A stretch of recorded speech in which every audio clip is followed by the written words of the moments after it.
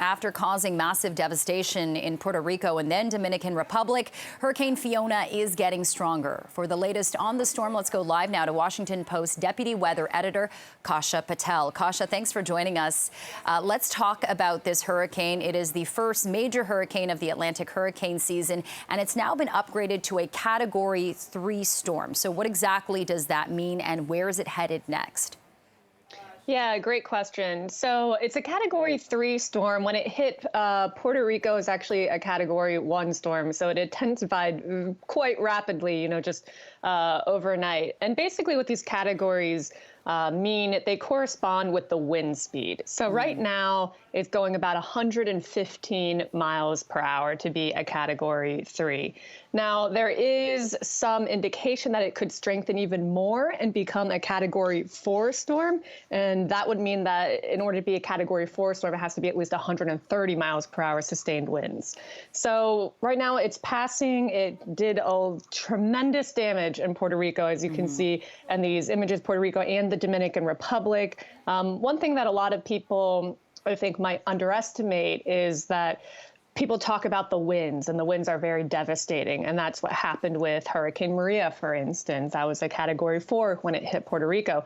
But a lot of this impacts from Fiona is coming from the rain. So now it's going to be heading up towards western Newfoundland and eastern Nova Scotia, probably by this weekend. Right now it's kind of passing by Turks and Caicos, and it might be brushing by the Bahamas. It could hit, the track. It is within that cone. But right now, probably by this weekend, you'll be hitting up the coast of Canada.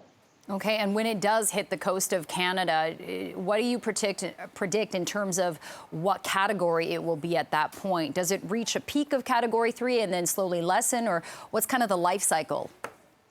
Yeah, great question. I mean, we'll be monitoring the storm. Forecasters will be monitoring the storm this entire time. But right now, so it's Category 3. They might expect it to intensify to Category 4 by Wednesday night. But I think by the time this weekend it hits, goes towards the Canadian coast, it will be with Category 1 winds, which, like I said, is not anything to, turn your nose at, because it was a Category 1 wind when it hit Puerto Rico and Dominican Republic.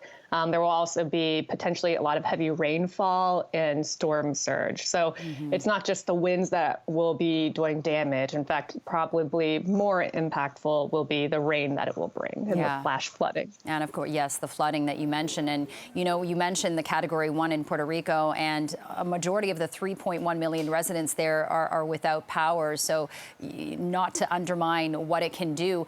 Very quickly, what's the warning people will get from, weather specialists and meteorologists in terms of when they should be bracing for a hurricane? Is that hours? Is that minutes? That's a great question. So, I mean, right now you can kind of see where the path is. I think when you probably get a little closer, maybe, 24 hours out. I mean, it can change, even within hours. But I'd say keep hold of, National Hurricane Center here in the U.S. will be doing the forecast there. They'll be putting out warnings, your local meteorologists. So, you'll see kind of what the intensity will be like. We'll also be following the track of, will it be veering closer to the coast, or will it kind of stay out a little more to the ocean?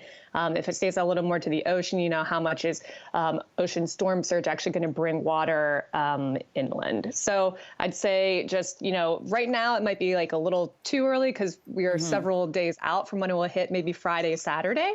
Yeah. But as you get closer, 24 hours or 48 hours will be pretty good. The amount of forecasting and the accuracy has drastically increased in recent years, which is a good thing.